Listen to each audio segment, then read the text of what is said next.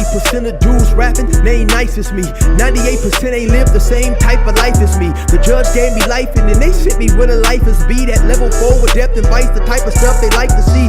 Two choices, fight or flee. I refuse to die a chump. I never been a mark, but damn, it's scary when that riot jump. I seen dudes cry, get pumped, and some sexually brutalized. Knew a dude who lost his life and he was only doing 5 year-long racial fights when homie all you do is ride. Lonely days and nights up in a hole causing suicide. From the moment you arrive, you see the Mexican mafia, AB skinheads with big giant swastikas, pro-black philosophers, the BGF, the Kumi, and Muslims who will murk you from the nation to the Sunni. That yr.s was loony, quick to ride up on they rival. Even Christians went to church, hide knives up in they Bible. Political and tribal, the Crips and Damus, the Long Beach, the Hubs and the Dubs and the Grooves, the IE, the Bakersfield, the Dago Pyrus, the hustlers quick to roll, the gangsters don't move. Whatever clique you choose, you better. And so, in all the time that you've done, have you ever been around when a police was assaulted or witnessed an assault or something like that? Oh man, yeah, man. A fella I knew him as a young person. He was kids. And if you can, if is it possible? Can you get a little closer so we can hear this good story? Yeah. Well, I don't know how good the story is, man, but I had a partner of mine.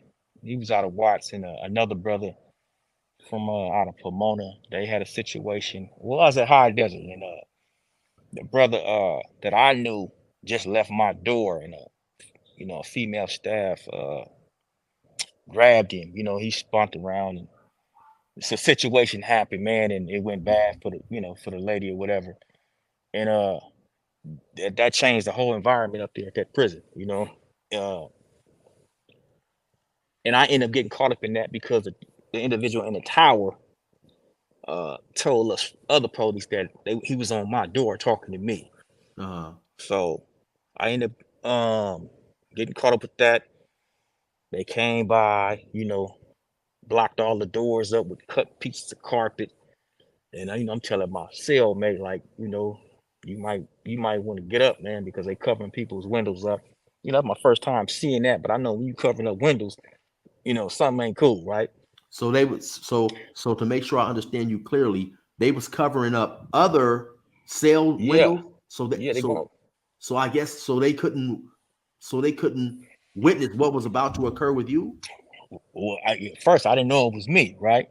Until they didn't cover our window up, but they covering, they on the first tier, second tier, and they covering up. So I'm like, okay. So when they get by us, I tell my cellmate, man, get up. They right here, and they in front of the door, and he's like, nah. I said, man, they right here. So the police, he say, man, step out. And I remember like yesterday, I'm like, nah, I ain't stepping out, but you can step in. He's like, I ain't tell you again, step out. And like, I ain't coming out there. Man, he was a lot of police by, at that time, all the police had to be by like 6'4", 6'5", corn fed, all white, ain't no blacks up there, right? So anyway, when it came down to it, I come out, right? And they, push me, try to rough hand me, push me against the wall, pat me down. And he whispered right in my ear, man, like, you niggas like to hit white women. So when he did that, everything connected to me, right? And so I kind of like looked back when he shoved me against the wall. First of all, I got charged with a staff assault for defending myself with this police. So as he's trying to push me against the wall, I'm trying to prevent him from harming me. Another officer in the tower, it's gonna sound strange, but this is some real talk, man, and it's all on the internal affairs. They pulled one of the weapons out of the tower and put it to the side of my neck, and I felt that it was cold, right? So when at this time I didn't have no cuffs on, it was just holding my arms. I kind of like threw my arm back to the side to get it off, get off my neck, and I realized what it was. I was like, they brought a gun out the tower, right? They get me on the ground, cuffed me up. Ended up going to the hole, and I wasn't no ignorant dude, man. So I immediately wrote that up, right? Right. They trained that. That's how I got. Listen, that's how I got to Pleasant Valley with all those points. I still had almost 90 points when I was at Pleasant Valley. because of that situation. When I appealed it, wrote that up, the conclusion was this: they dropped the write up on me, and then and another police who was a part of that blew the whistle on the other officers that somebody did lower a gun into the day room floor. So that's what happened with that situation.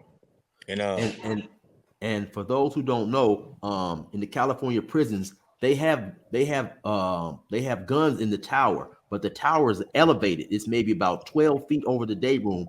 Of course, they don't allow weapons on the floor, because if they did, then you have a potential risk of one inmate or several inmates trying to take the gun from the staff. So what they did was clear violation of CDC policy to absolutely, drop a weapon out of the tower and put it to your neck. And so I'm sitting here thinking that as I'm hearing this story, right, because I've never heard this before, never heard something like that happen hmm before. So the only reason they could have done that was just for pure intimidation, try to tear you. Try to put you through a state of terror. That's crazy. Some of the things that these people who are supposed to be representing law enforcement will do. And you have a lot of people who've never been to prison. They don't understand sometimes why in certain situations you will have people who are incarcerated rebel so hardly against prison staff. Just some of the things they do in there is extremely sadistic. yeah, that was extreme, right? Like I never experienced nothing like that, right? And of course, they was upset in their feelings or whatever you want to call it. Oh, what happened in that situation? And I guess that was their way of expressing that, you Right. know.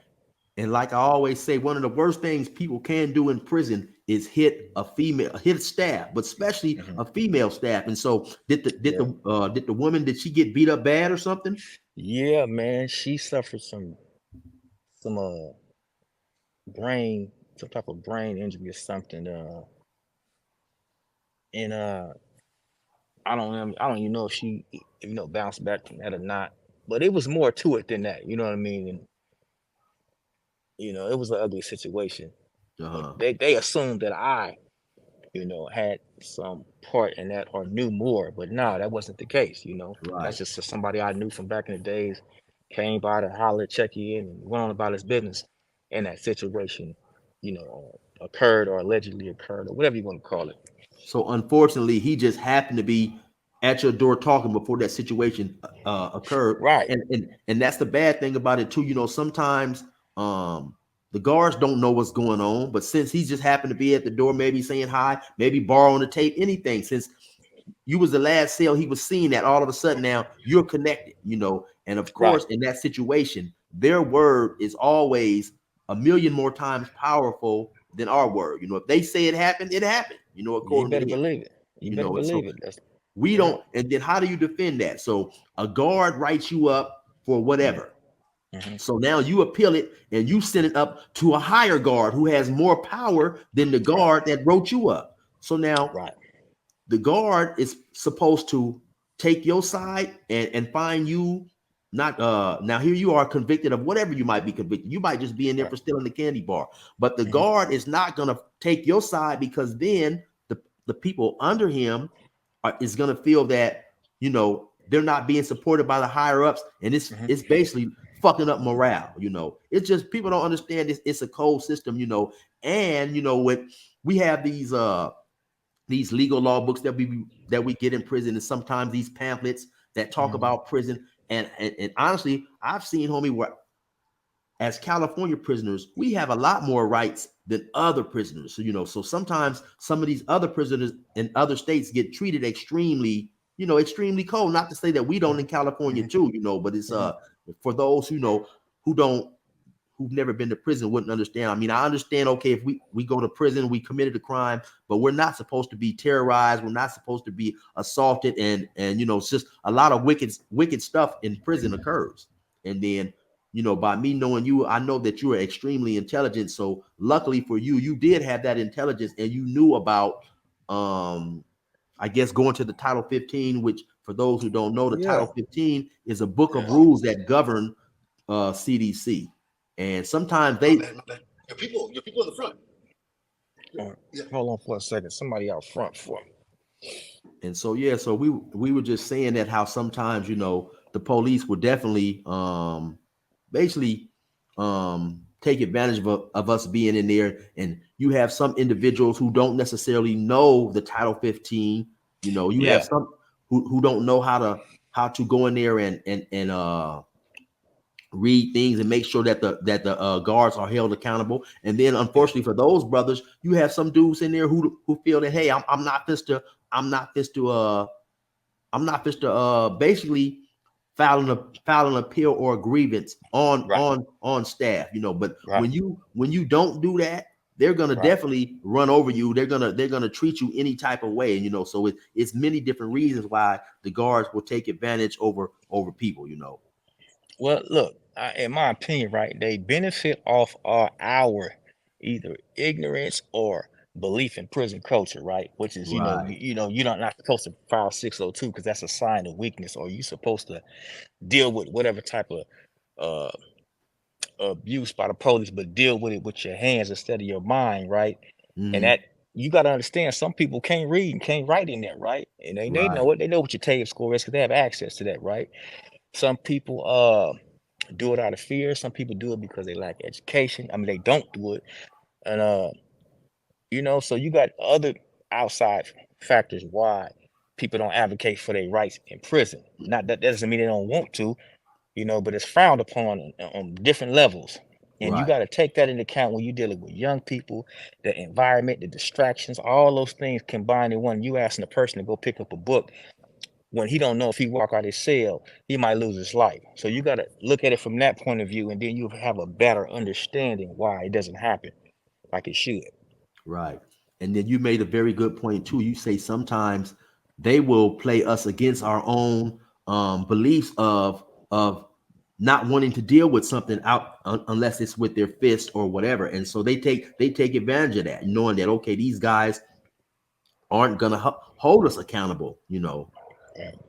And that's a very good point that you made right there. So you know, in prison sometimes we have people who are known as ghetto stars or who are known as prison stars. I mean, and by that I'm saying people who are famous within the criminal community, I guess I'd say, you know. So Mm-hmm. have you ever ran across some of these dudes who had, you know, real high ranking or really just much respect in prison or from their respective, you know, organizations? Yeah, I mean, but I've been around uh, qu- quite a few different dudes, man. These guys, they different today, though. You know what I mean? Right, You're not gonna be the same 30 years later. You're gonna either be worse or better. And right, from what I experienced, they different, man. But my boy Legs Diamond, he was a good dude. Bay Rob from Compton. You know, uh, Big, La La. These dudes are very intelligent. Made it through the worst time of prison. Happy. Uh, man, Russell Capers. There's so many different names. You know, Kill Kill. Cricket. Yeah, man, I've been around a lot of good brothers, man, that were misunderstood for whatever reason. Uh, but I got to know them from a different space, right? And so, yeah, man, there's a lot of good brothers in here, man, that been around a long time. That they position, man, is safety. They want to be safe in here. They want their people to be safe, and that sometimes look different to the system. right. You know. And so, what were some of the things, kind of in general, that was shared with you that you learned from people in general, not necessarily these men, but whoever, in terms of your safety, surviving in prison, education, stuff like that? Man, I was a type to learn from everybody, even people that were non-African American, right? All you do is open your eyes, pay attention, say less and pay attention. You'll see what brought a person a blessing or what brought them a curse. And if you can do that, you know, it didn't have, it could have been somebody who didn't have a name at all if you're willing to learn. And that's kind of how I was when I came to prison. Right. And so you also told me at some point in time you did some time with Tookie's son. Yeah, Lil Tookie, man. We was at Tracy. We was at Tracy together, man. And you know, he should be out of here by now, on his way up out of here. Yeah, you know, he's trying to get his stuff, you know, get his stuff together. Like most of us, you know, who's been in here long enough and came to that point where, you know, either gonna get yourself together, you're gonna die here. Those are your options. So it's Right. really up to the individual. And so what about do you remember where you were at when Tookie was executed? Yeah, I was at Old Folsom at that time.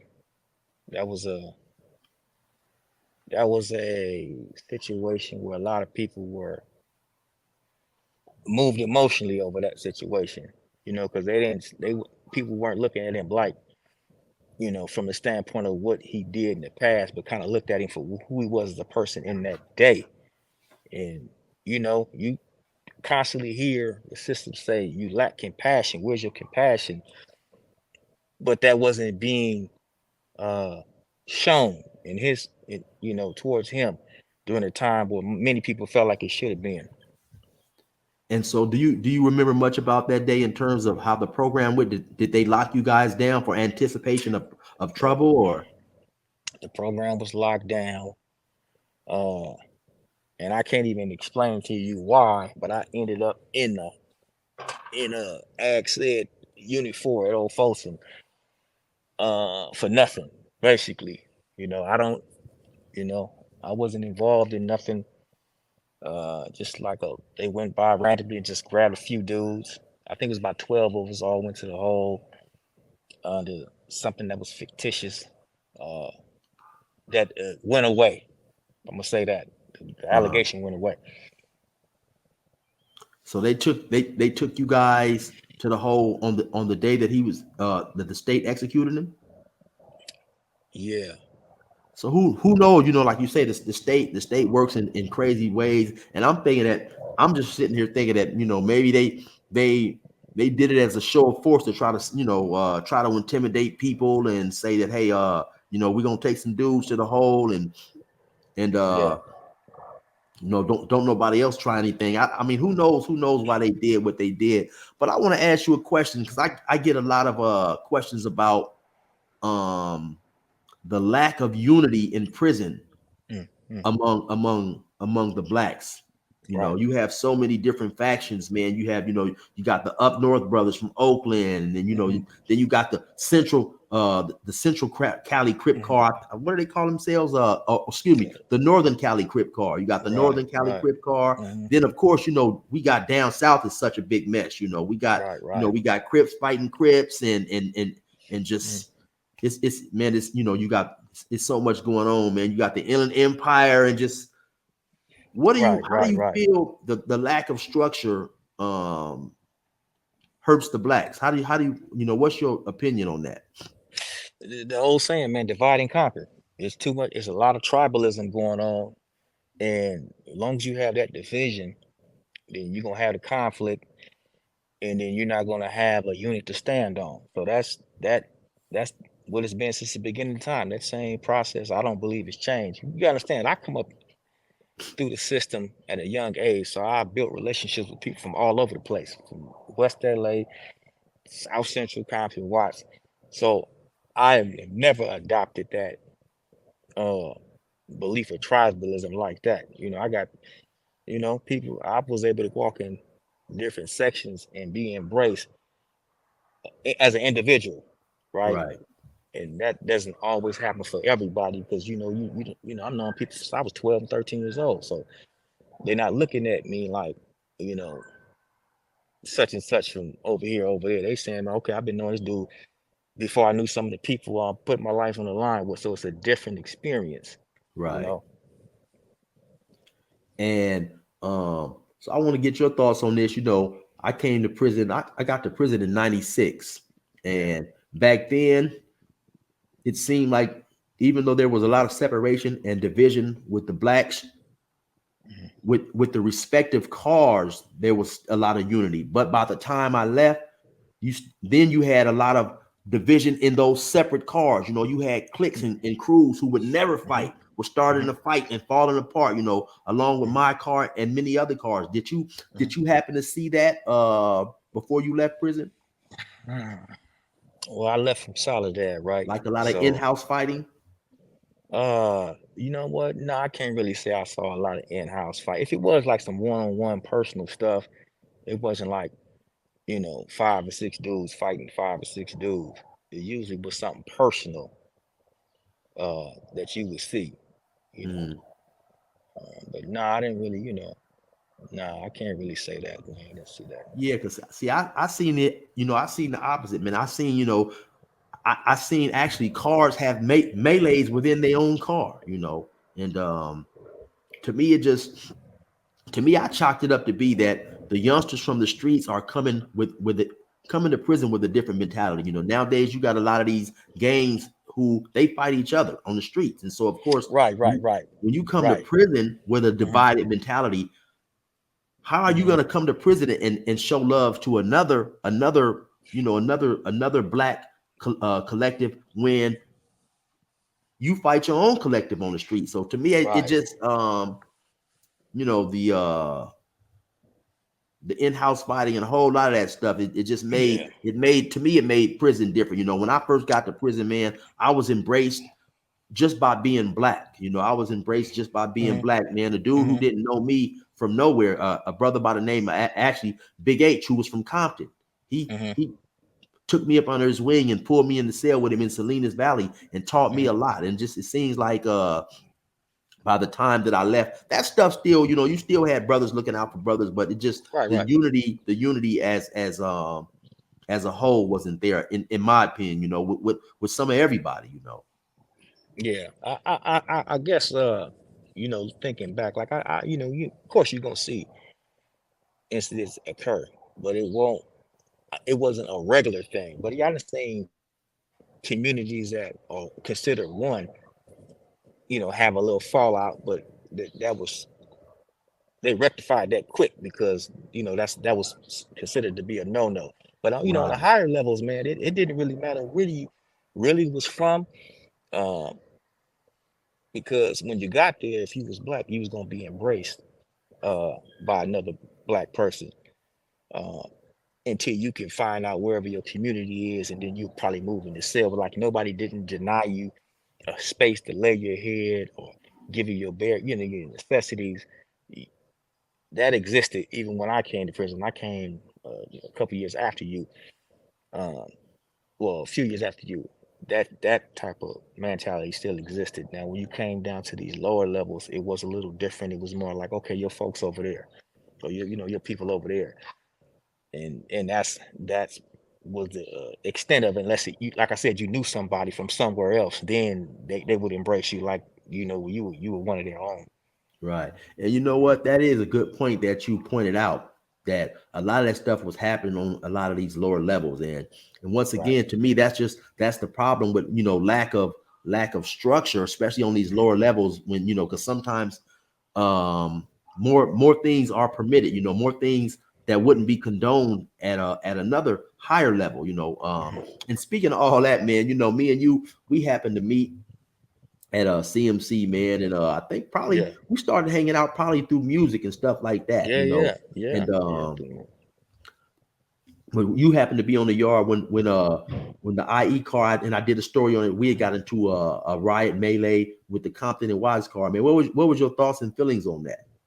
Yeah, at that time, like I was in in the midst of my finding my grown man and transition, and I, I didn't like what what occurred, um, and I didn't understand it because a lot of people I saw that was in this conflict. I just the day before, I could have sworn I seen the same people together, so it was a little confusing, right? Right. To see that. And a matter of fact, I think at that time you might even been in the cell with one of the participants, right? I was. Yeah. So I'm like, that look like Chill over there, or that look like the other boy over there, right? You know, I'm over there with, you know, about 7 other dudes, you know, all from the same area, and they was like, you know, them look like the fellas getting into it with each other. That's what everybody kind of thought, you know. Right. And I was like, nah, let's chill over there. And then I seen some couple other people. I said, ah, man, you know, it happened. Um, but I can tell you this though, for the most part, the people that after it was over, nobody was happy about that, or nobody was celebrating about that, you know, Right. because even though it was people from 2 different communities, it was still love there amongst people who had they known what was in the air. That probably it would have never happened, in my opinion. Right. So Right. it was one of those situations. That was a really unfortunate situation that occurred. And like you said, you know, and that's something that tripped me out too, because a lot of us that got caught up in that conflict, we would play basketball together every day. Right, You know, we was right, into it, and I can sit here and honestly say that situation occurred because of a loose cannon on our end. You know, unbeknownst to a lot of us, we had a homie, likewise, man, who was trying to rile up another younger homie who was only 19 years old. You know, the situation that happened, whatever, it was a spur moment situation. We had nipped that in the bud, but we mhm, had, like I mentioned earlier, we had a homie who was unstable. You know, earlier in this interview, we was talking about how sometimes you have unstable people, but you really don't know it. You know, the dude right, appears to be all right, but right, as you program with this dude on a daily basis, he's steady getting into it every day. He's coming to me, telling me, hey, Chill, this dude is looking at me. I mean, I literally had to talk this dude off the fence damn near every day. And so yeah, once I get to the hole, I find out that this dude is trying to pump up another homie to get revenge behind a dirty hit on a football game. Okay, man, the dude knocked you down, you know, but it's over. You know, the dude ain't killed you. right, You know, the dude he hit you from the back on a football play, and it mhm, never should have turned into what it turned into. You know, and that's true. I was and the dude who actually the young homie who the older dude was trying to pump up. Luckily for him, he was more level-headed, and he ended up becoming a good soldier, man. But being young, having someone, you know, the other dude was 30 years old who's giving him this bad information, of course. So he's in prison for the first time. He's Mhm, only responding in a way that he thinks he's supposed to respond, you know. So mhm, yeah, it was an unfortunate situation, right, and then the cold part about it all is once it, you know, we all went to the hole, we stayed back there 3 or 4 months, whatever it was.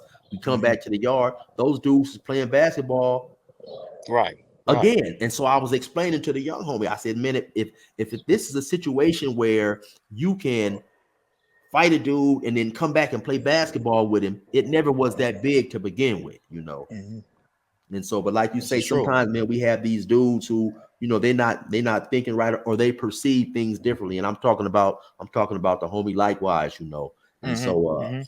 yeah, man, you know, I'm sitting here though trying to figure out how me and you did, you know, we start hanging out, and it definitely was behind the music. So did you have a love for music on the street, or is that something that you got into? I'm talking about playing keyboards and all that stuff. Is that something that Yeah, you picked up yeah. while incarcerated? No, no, I had been messing with the music thing off and on, you know, from back in the days. And in fact, you know, I committed my case at my show, a show I was doing. So I Oh, was okay. involved in the music the day I caught my, you know, committed my case. So no, I always been involved in music, man. And that's how we connected too. I'm trying to figure out what it was, man. I can't remember, but I think it was like we was messing with a Guapale beat or a Dr. Dre beat, one of the two. And matter of fact, I think you had a song for your moms you did that was real nice, man. It was one Yeah, of well, no, by one of that point in time, me and you we had already been hanging out. You know, I remember you used to get some instrumentals and stuff, and because now that particular song that you're talking about, the name of that song is, man, I can't remember the name right now, you guys, but it's if you guys go to my YouTube playlist, it's definitely in there. The name of that song is I don't know, but you had gave me the Guapale beat, and actually you and G Money had already made a song. Not G, was it G Money? No, you and CeeLo, C-Note from oh Palm yeah, yeah, Springs. C note. Yeah, You yeah, guys had C note. already I remember that recorded a guy. song to Yeah, that beat, and right. Hmm.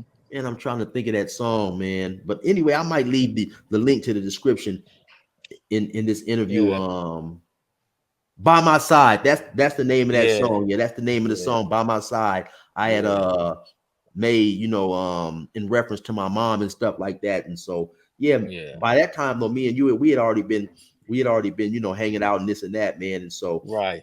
I what's your plans? Do you plan to get back with your music? Yeah, man. I've been of course I came home with you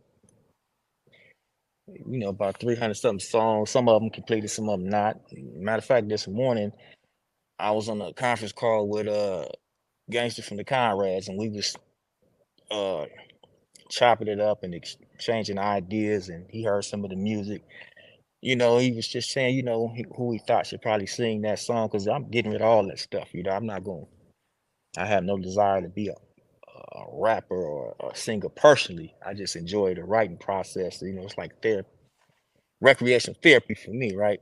Right. So I'm trying to collab with him. Well, I'm not trying to. I'm gonna collab with him, this brother, on some projects he had that are done. He just needs some verses and some hooks. So we're gonna get that done.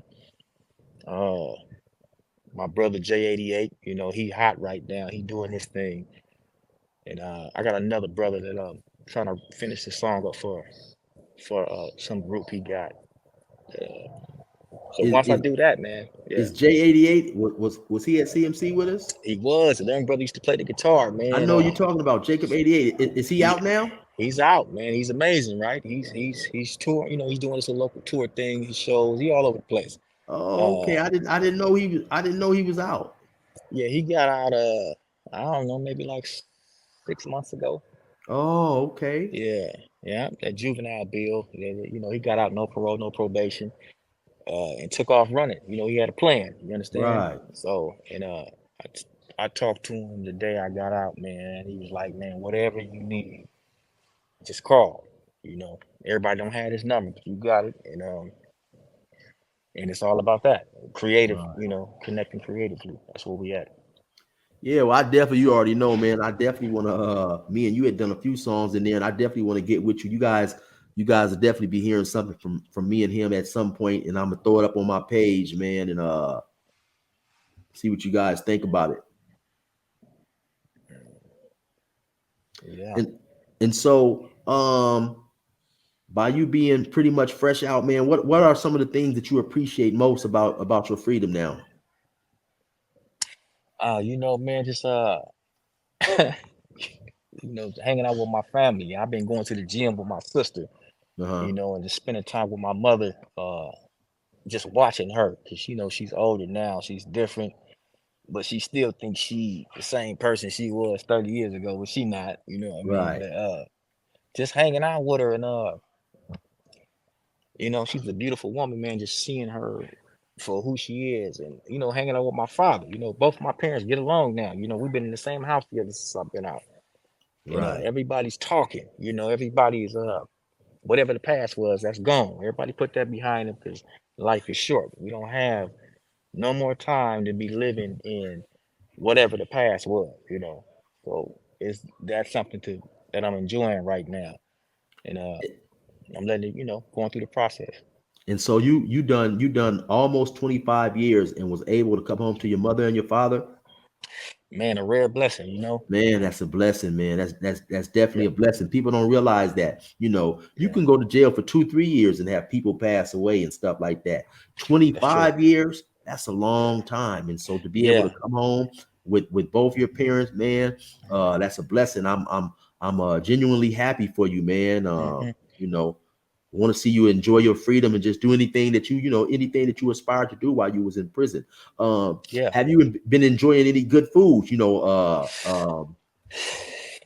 Man, look here, man. I'm so tired of eating. I don't even want to eat nothing else. I I went grocery shopping the other day, just so I can cook my own food, because I'd have been to every good restaurant around here already, and Yeah, it's good. It was good and it was cool, but my mother taught me how to cook when I was like 9, 10 years old. I know how to cook, so let me go grocery shopping and cook for myself or cook for my mother.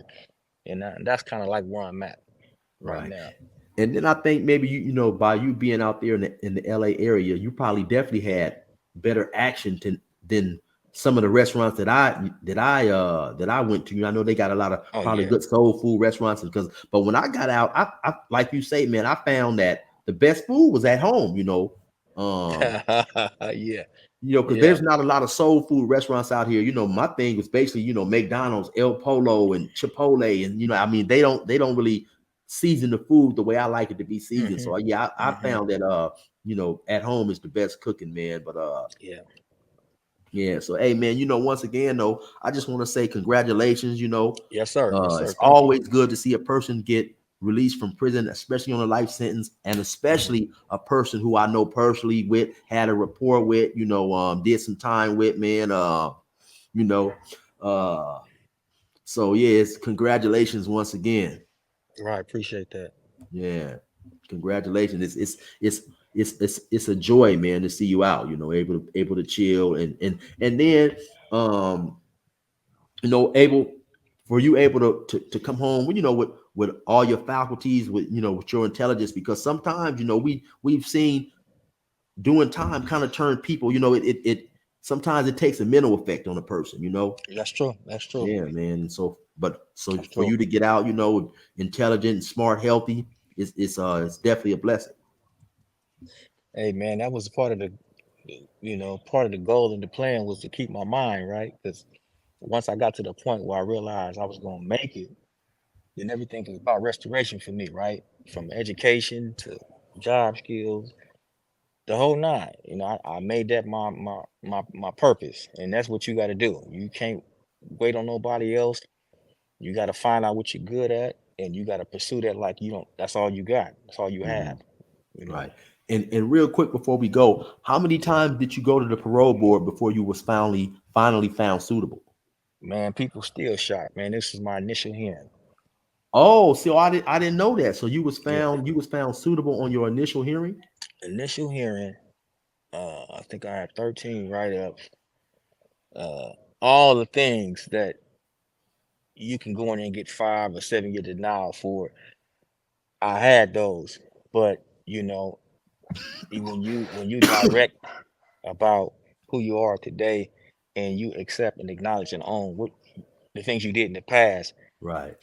Sometime when you get in front of the right commissioners, they will receive you as that person, the person you are today, and that's kind of what happened.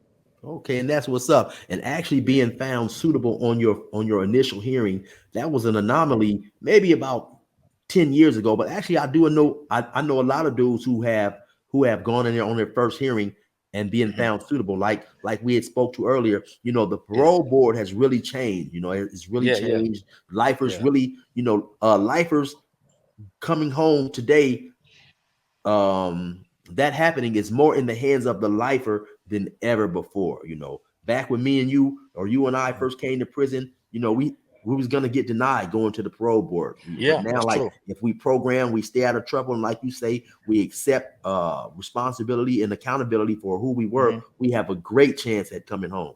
This is true. You know, and sometimes it takes longer than others to get to that point, right?